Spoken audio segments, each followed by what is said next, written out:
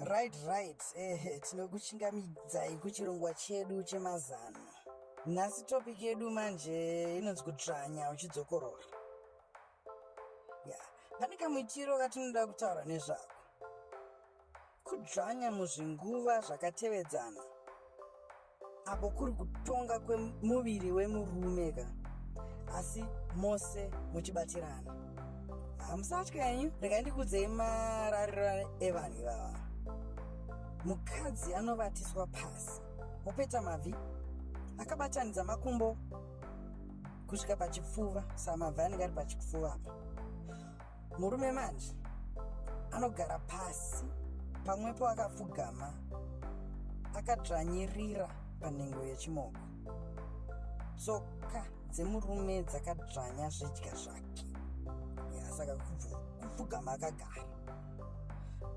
Murume uyu kana achiyevedzwa nekutarisa zvigumwe zvevakadzi apa maziso anozipigwa chaizvo, pamwepo nhengo chipomba zvakanyevenyeka.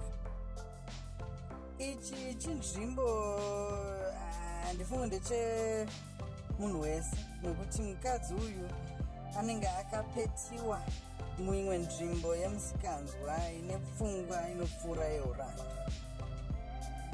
Vakadzi vazhinji vanonakidzwa nekunzwa kupedzwa simba kunge vasisina chekuita. Murume achiita basa, anenge ane kafungwa kekutongwa pane dzimwe nguva dzebonde, zvaanonzwa iye achiyevedzwa nazvo. Mukadzi kusanganisa kwemuviri kwakadai kunopa mukadzi mukana wekuzorora uye kutwasanudza makumbo ake anovaiwa maexercise pamwepo.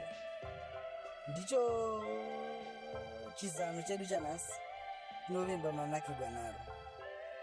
Tinokumbirawo kuti musubscribe kuti murambe muchinzwa mazano atinenge tauya nawo pano pachirongwa Tatenda.